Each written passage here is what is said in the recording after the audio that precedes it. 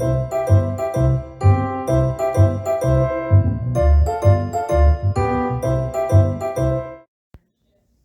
everybody! Welcome to Read Fun Children's Books. Thank you for coming. I hope you liked this video.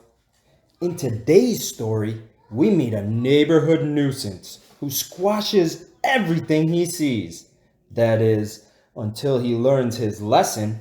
Let's read Mr. Bear Squash You All Flat, written by Morrel Gipson and illustrated by Angela.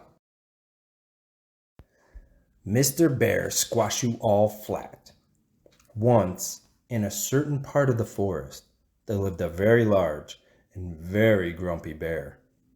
His name was Mr. Bear Squash You All Flat, and this is why.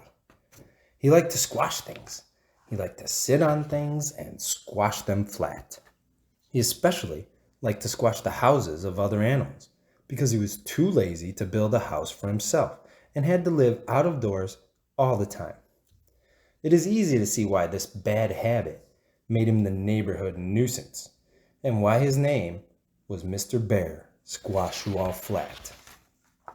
For many days, Mr. Bear Squash You All Flat would live quietly and peacefully, sleeping under the trees and eating his favorite berries. And then there would be a night when the moon was full, and the next morning, Mr. Bear Squash You All Flat would roam over the neighborhood, squashing every house that he saw. It was lucky for him that he never tried to squash a beehive, but what finally happened to him was almost as bad, as you will find out. It all began on one of his squashing days, after a very bright full moon had kept him awake the whole night long. He was so cross that he ran loppity-lop through the woods until he came right up to the house of a little gray mouse. "Hello in there," he roared. "I am Mr. Bear Squash You All Flat, and I give you fair warning. I am going to count to 3, and then I am going to squash you flat." And he did. Then, feeling a little better, he shuffled off, looking for something else to squash. The little gray mouse, who had run out of harm's way while Mr. Bear was giving fair warning, looked sadly at all that was left of his house. "Ah, well," he said, "no use crying over a squashed house," and started out to find another place to live. Meanwhile, Mr. Bear had come to the home of a chipmunk. "I am Mr. Bear Squash You All Flat," he roared, "and I give you fair warning. I am going to count to 3. And then I'm going to squash you flat." And he did. Now he felt much better as he shuffled off, looking for something else to squash. The chipmunk had heard Mr. Bear coming and had hidden behind a bush. He gave one low little groan when he saw what had happened to his house. Then he ran away through the woods, looking for another place to live. By now, Mr. Bear had come to another house. It was the home of a baby rabbit who had lost its parents during the last snowstorm of the winter and who lived all alone. But nothing could stop that mean Mr. Bear. Oh no! He roared out, "I am Mr. Bear Squash You All Flat, and I give you fair warning. I am going to count to 3, and then I am going to squash you flat." And he counted to 3, and then he squashed flat that house too. "There. That's enough work for one day," he said to himself, and feeling quite cheerful now, he lumbered off, loppity-lop, to find a shady place where he could catch up on his sleep. The little mouse was looking everywhere for a new home. He went down a path and across a meadow and under a gate, and there, right by a brook, and in the shade of an oak tree, there lay an old tire. This was not just an ordinary automobile tire. It was a great big super bus tire. "Why, what a perfectly splendid house," the little mouse said when he saw the tire. "I wonder if it's taken." He knocked on the tire and called out, little house, who lives here?" Not a sound. The mouse looked inside. "Nobody? Then I will." And he moved in that very day. The next day, he repainted all the woodwork. The next day, the chipmunk came scampering along. He stopped when he saw the tire. Aha, he said to himself, one of those modern houses.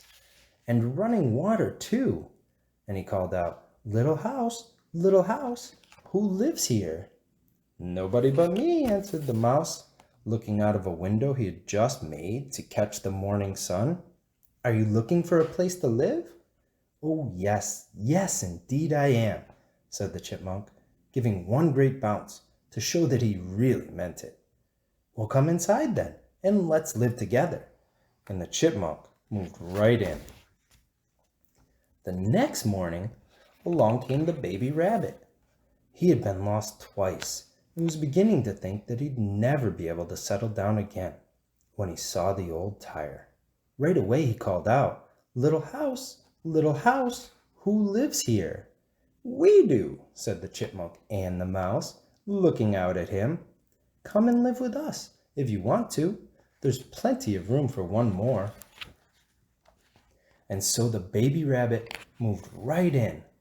This made the tire quite full, so the mouse hung out a no vacancy sign, and the three of them lived happily together for some time.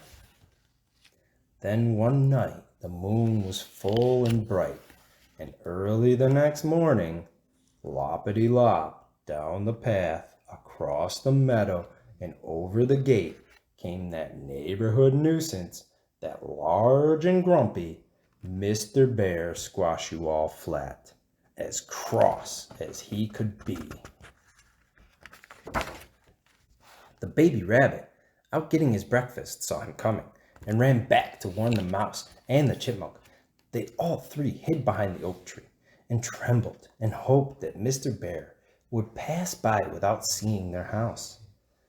But he didn't pass by. He stopped at the brook to get a drink of water, and he saw the old tire. Well, he said, I think I'm going to feel better. And he went right up to the tire and roared out, hello in there, it is I, Mr. Bear Squash-You-All-Flat, and I am going to squash you flat. Just like that, without even counting to three. The baby rabbit hid his eyes, the chipmunk and the mouse sighed, and Mr. Bear sat down right on their house, plump. But nothing happened. That is, nothing happened except that Mr. Bear bounced, a gentle little bounce, into the air, and the tire was the same as ever. Mr. Bear stood up and looked at the tire. There it was, the same as ever, and not the least bit squashed. Mr. Bear couldn't believe his eyes. Neither could the three little animals hiding behind the oak tree. Perhaps it's because I didn't give you fair warning and count to three, he mumbled. He was such a lazy bear. So he called out, I am Mr. Bear Squash-You-All-Flat, and I give you fair warning.